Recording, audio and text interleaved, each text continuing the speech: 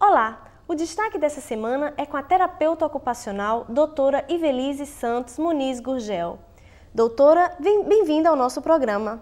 Obrigada. É um prazer estar aqui com vocês. A senhora é especialista, não é, doutora? Sim, especialista em saúde, trabalho e ergonomia nas empresas. E terapeuta ocupacional, mas o que é a terapia ocupacional? Bem, para falar de terapia ocupacional e saúde no trabalho, vale ressaltar que o trabalho ele existe desde a existência humana e que a terapia ocupacional ela intervém não no trabalho, mas na relação do homem com o trabalho. A terapia ocupacional ela é uma profissão da área da saúde e que surgiu no final dos anos 50. E ela nasceu para habilitar ou reabilitar e inserir o indivíduo no trabalho, os indivíduos que estavam excluídos, no caso dos deficientes mentais, os deficientes físicos. Quer dizer que era mais uma saúde mental naquela época? Isso, era mais direcionada, no surgimento dela foi mais direcionada à saúde mental. E a partir daí depois foi a reabilitação e a inserção do indivíduo no mundo do trabalho. E como é que se deu essa evolução na saúde do trabalhador?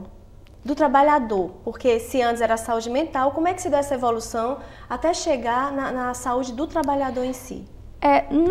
Nos anos 80 e 90, os terapeutas ocupacionais, devido à evolução e a própria necessidade de trabalhar com a prevenção e a promoção da saúde, eles começaram a enfocar dentro dos locais de trabalho. Porque teve uma evolução. E essa evolução ela começou a partir dos anos 50 ou começou muito antes?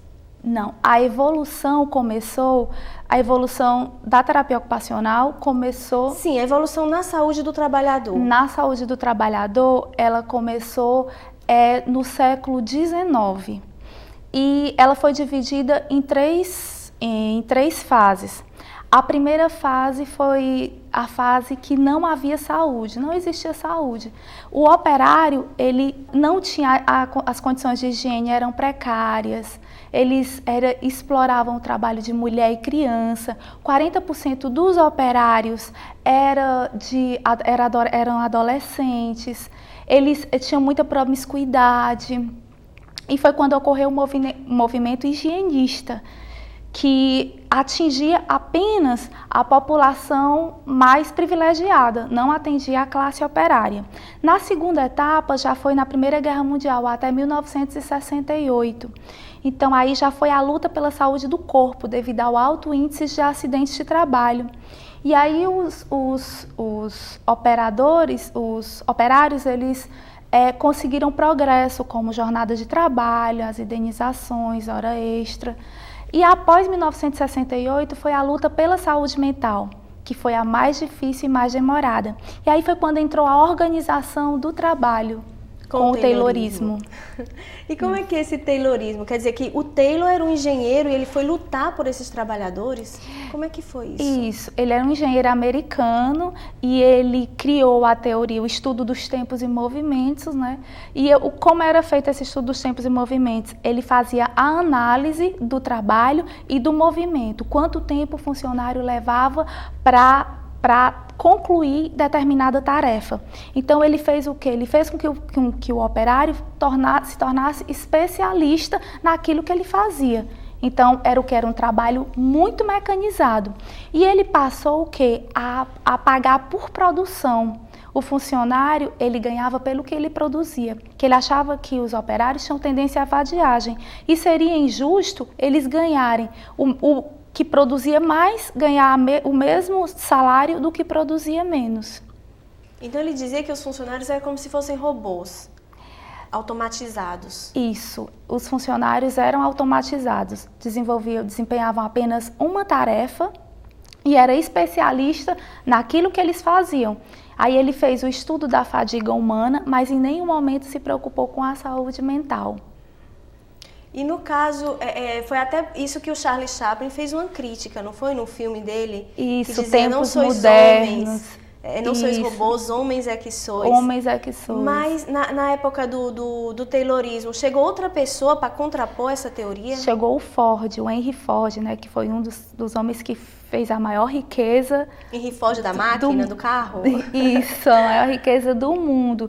E ele chegou e inovou a organização do trabalho. Então ele começou a se preocupar mais com o funcionário, dando uma qualidade de vida melhor.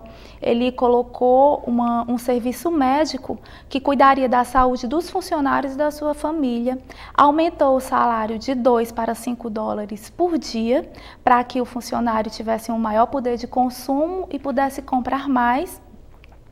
E ele diminuiu a carga horária de 10 para 8 horas, porque o funcionário passando mais tempo fora da empresa, ele ia também poder consumir mais. Só que essas teorias, elas entraram em crise, porque os operários eles não aguentaram, porque o trabalho continuava sendo muito estressante e muito monótono. Foi aí os empresários buscando enxugar a produção, eles pegaram um modelo japonês para enxugar a produção, e aí eles começaram a se preocupar mais com a qualidade de vida das... E o que é que falava esse modelo japonês, diferente do Taylorismo e do Fordismo? O que é que falava esse modelo japonês? Porque os empresários foram lá para pegar esse... É que o trabalhador, ele teria multifunções, ele seria multifuncional, ele teria uma melhor qualidade de vida, ele não seria tão automatizado, ele teria mais autonomia sobre o seu trabalho. E a ergonomia? O que é essa ergonomia? A ergonomia nasceu justamente para isso, devido às insatisfações com o mobiliário do trabalho e o alto índice de doença ocupacional, as LEDORT, né? Lesões por esforço repetitivo, que atualmente são DORT, doença osteomuscular relacionada ao trabalho. Então, daí surgiu a ergonomia, para minimizar esse sofrimento humano, porque o homem tinha condições de trabalho no mobiliário, condições muito precárias. E aí foi quando surgiu a ergonomia, ergo, quer dizer trabalho, e nomos, regras, leis. Então é a adaptação do homem ao trabalho, porque antigamente era o quê? O homem que tinha que se adaptar ao trabalho de qualquer jeito. E agora o trabalho que tem que se adaptar ao homem, né? O mobiliário, daí surgiu a ergonomia, a adaptação do trabalho ao homem. Nós vemos por aí uma preocupação muito grande, hoje em dia, até mesmo aqui em Fortaleza, das empresas com os seus trabalhadores. A senhora poderia falar um pouco para a gente o que é esse PSOE e qual é a sua aplicação nas empresas? Bem, o PSOE é um programa de saúde ocupacional na empresa. E ele foi desenvolvido por 2 terapeutas ocupacionais, que foi a doutora Ana Lívia Cartacho e eu. Isso devido à necessidade que nós víamos nas empresas, que nós trabalhávamos nas empresas, né, de uma baixa qualidade de vida. Então, aí nós desenvolvemos esse programa. E esse programa tem o objetivo de quê? De trabalhar as relações do homem com o trabalho. Estabelecer um vínculo com ele para que ele dê sustentação e vá em busca da sua identidade, a sua percepção corporal e integração social. E esse programa ele é realizado em 4 etapas. A primeira etapa é feita uma avaliação física funcional, que nessa avaliação física funcional são realizados alguns testes para detectar se o funcionário tem ou não indícios de doença ocupacional.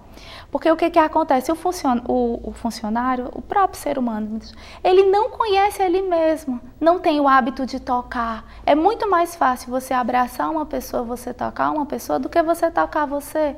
Então ele começa a sentir uma dor, ele não sabe onde é essa dor. Ele está sentindo a dor no punho, de repente essa dor já vem lá do ombro. E ele não sabe de onde está vindo, então ele já está com um indício de doença ocupacional. Nós, terapeutas ocupacionais, não podemos diagnosticar, mas encaminhamos ao médico e o médico é que vai diagnosticar. Essa é a primeira fase. A segunda fase é realizada uma avaliação ergonômica nos postos de trabalho. Essa avaliação ergonômica é para detectar as inadequações no ambiente de trabalho. Porque assim, ainda hoje, apesar da ergonomia ter entrado para acabar com isso, com essas inadequações, para o mobiliário ser todo de acordo com o homem, ainda hoje tem empresas que você chega e que você vê um mobiliário totalmente inadequado. E que você vê que aquele funcionário que está ali exercendo aquela função é uma pessoa que futuramente vai adquirir uma LER-DORT. LER-DOT, o que é LER-DOT? LER-DORT, LER é lesões por esforços repetitivos, que o que acontecia? Antigamente denominava-se LER, né? Só que o que foi que aconteceu? Como há lesões por esforços repetitivos, você pode adquirir no trabalho, você pode adquirir em casa, em qualquer lugar. E aí mudou-se a nomenclatura, ficou DORT, doenças osteomuscular relacionadas ao trabalho, porque a DORT ela é apenas relacionada ao trabalho, a LER ela já é bem global e a DORT está exatamente relacionada ao trabalho, daí a mudança dessa nomenclatura. E a senhora estava falando da segunda etapa e a terceira etapa. Isso. Aí fazemos as avaliações ergonômicas dos postos de trabalho para detectar as inadequações. A terceira etapa nós fazemos um relatório para a alta direção e mostramos para ela como é que estão aqueles funcionários dela, até que ponto está o nível de estresse, como é que eles estão, se está alto o indício de doença ocupacional. E damos sugestões em relação à parte ergonômica, às inadequações ergonômicas, são dadas algumas sugestões, né, que cabe à empresa aderir ou não, porque você sabe que exige um custo alto, né, para mudar o mobiliário e nem sempre a empresa está com o capital disponível para isso. Então, e a quarta etapa é o início das atividades laborais, que nós denominamos atividades. Que essas atividades são dinâmica de grupos, grupos de reflexão, vivências, relaxamento, movimentação corporal, percepção corporal e postural, dentre outras atividades. E de acordo com a sua experiência, quais os resultados obtidos pelas empresas quando vocês dão o resultado do programa? Bem, para pegarmos esse resultado, nós primeiro fazemos uma reavaliação, né, após o término do programa em cada funcionário, para saber como é que eles estão, até para fazer o comparativo, o antes e o depois. Pegamos os dados, logo quando nós entramos na empresa, nós pegamos o número de faltas com o setor pessoal que ocorreu no ano passado, justamente para fazer essa comparação no final do programa. E realizamos questionários com os funcionários e com os gestores, depoimentos dos gestores. A partir daí nós obtemos os resultados. Que esses resultados, dentre eles, é a diminuição de absenteísmo, é a melhoria do relacionamento interpessoal, é aumento da produtividade, redução de queixas de fadiga física e fadiga mental. Dentre outros, melhoria no relacionamento interpessoal, melhoria da qualidade de vida, porque ele passa a se conscientizar. Nós trabalhamos na questão da parte da conscientização, porque não adianta você chegar e dizer, olha, se você trabalhar nessa postura, essa postura é inadequada, você pode adquirir uma doença ocupacional. Se ele não sabe o que é uma doença ocupacional, se ele não sabe que falta vai fazer um membro lesionado, então, nós passamos tudo isso para ele. Nós primeiro fazemos um trabalho de conscientização com ele, para ele poder ter hábitos e atitudes mais saudáveis. Porque se não houver a conscientização, ele não vai conseguir, nós não vamos conseguir atingir o nosso objetivo. Mas falar em funcionário saudável, o que é necessário para uma empresa ser saudável? É investir em programas de ações preventivas, em busca de uma melhor qualidade de vida para os seus funcionários, porque eles tendo uma melhor qualidade de vida, eles com certeza vão produzir mais, né? Nós estivemos numa empresa agora, né? Passamos um ano, porque esse programa, na verdade, ele já tem 1 ano e meio de duração, né? Nós faz 1 ano e meio que ele foi desenvolvido, né, e está sendo aplicado nas empresas. Então, nós já temos resultados fidedignos e expressivos. Então, nós trabalhamos estávamos numa empresa na cidade de Fortaleza com 105 funcionários. E antes da aplicação do programa, eles tinham 82 dias perdidos ano. E após o término da aplicação do programa, ele teve 17 dias perdidos anos. Quer dizer, houve uma diminuição de 35% de absenteísmo, dando um lucro líquido para a empresa de quase R$16 mil. Lucro líquido em produtividade, quase R$16 mil. Então, é uma comprovação que vale a pena investir nesse programa, que realmente a empresa torna-se saudável. E o empresário, ele lucra mais. Por falar em empresa saudável, a gente se lembra sempre das academias de ginástica, né? Porque tem empresas aqui em Fortaleza que colocaram uma academia de ginástica para os seus funcionários. E entre outras coisas que elas resolvem fazer para melhorar a saúde desses funcionários, para que a empresa se torne um bom local de trabalho. O que é que a senhora acha, na sua opinião, dessas empresas que obrigam, entre aspas, o funcionário a participar de encontros, de dinâmicas, ou até mesmo obrigam a frequentar essas academias? Na minha opinião, não funciona, porque tudo que é feito por obrigação acaba causando um estresse e uma insatisfação por parte do funcionário. É melhor que seja trabalhada a questão da conscientização, da prevenção, dentro da empresa, do que obrigá-lo a tirar um final de semana ou a cada 15 dias, retirá-lo da sua casa, da sua família, do seu lazer, para ir para um encontro que ele vai insatisfeito, muitas vezes vai por obrigação, e a empresa acaba tendo prejuízo, porque ela não alcança o objetivo que ela quer alcançar. Ela não consegue. Então, é melhor que seja aplicado esses programas dentro da empresa e começar com a conscientização. A conscientização de uma melhor qualidade de vida, de uma atividade física, pelo menos por 3 vezes na semana, retirada do sedentarismo, ter mais lazer, a pessoa se cuidar mais, né? Começar a olhar para si, trabalhar a questão da autoestima, da satisfação. É essencial ela estar satisfeita e gostar do que ela faz, porque não adianta ela estar naquela empresa, ter um programa de ação preventiva lá, se ela está insatisfeita, se ela está naquele trabalho por dinheiro. Ela não está porque ela gosta, porque ela sente prazer em fazer aquilo. Então ela está por dinheiro. Então não adianta, nunca vai dar resultado. Ela, em primeiro lugar, ela tem que estar satisfeita com o que ela faz. Aí sim, ela vai buscar uma melhor qualidade de vida para ela. E como é que ela poderia fazer algumas dicas para essa pessoa ter uma vida saudável também no trabalho? No ambiente de trabalho, é melhorar as relações interpessoais, que é feito, né, no programa, a qualidade de vida também, a alimentação, porque geralmente as pessoas, durante o horário de trabalho, não têm aquela alimentação adequada, quando é no horário do almoço, ou come demais, ou come menos, né? E o ideal é você comer a quantidade ideal de carboidratos, de proteínas.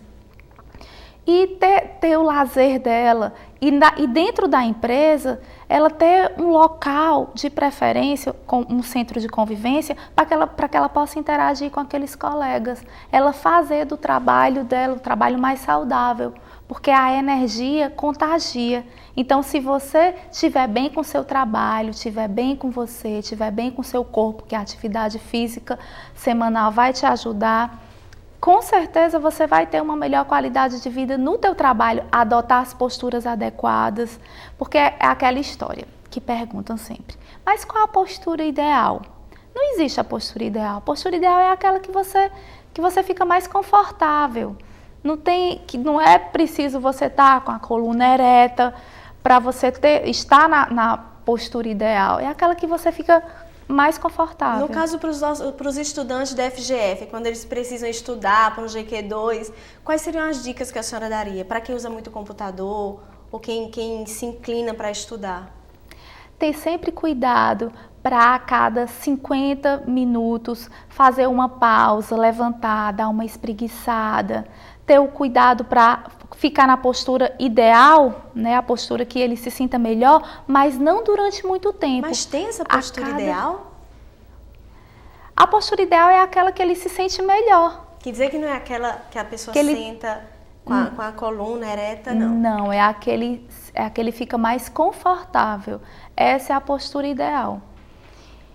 E ele sempre tem o cuidado de estar se levanta, fazendo as pausas adequadas, não se curvar muito diante do computador, manter sempre uma distância da visão para o monitor, colocar protetor de tela para evitar a fadiga ocular, uma boa alimentação, uma boa noite de sono, porque não adianta trocar o dia pela noite, estudar madrugada e de manhã vir para a faculdade, que o rendimento é péssimo e causa dores na coluna também. E exercícios físicos, né? Não aquela caminhadinha, quer dizer que a pessoa deixar o carro e caminhar para o trabalho. Funciona? Não, aí não é um exercício físico aí. Você deixa o carro, vai caminhando para o trabalho, você vai com o sapato inadequado, a roupa inadequada, você vai preocupada com o horário, se chegar, preocupada com o que está te esperando lá, com as funções que você tem que desenvolver, ou com o trabalho que está em atraso. E uma caminhada, quando você diz que vai caminhar, realizar uma atividade física, você vai caminhar com o sapato apropriado, com a roupa apropriada, num ambiente de preferência que seja ventilado, onde tenha muito verde, porque você está trabalhando não só o físico, mas a mente também. A partir do momento que você está caminhando, você está vendo as pessoas passarem, você está admirando as coisas ao redor, então você está fazendo uma higiene mental. O destaque dessa semana foi com a doutora Ivelise Santos Muniz Gurgel. Ela é terapeuta ocupacional. Fique conosco na próxima semana, programa Destaque, canal universitário 14 da NET.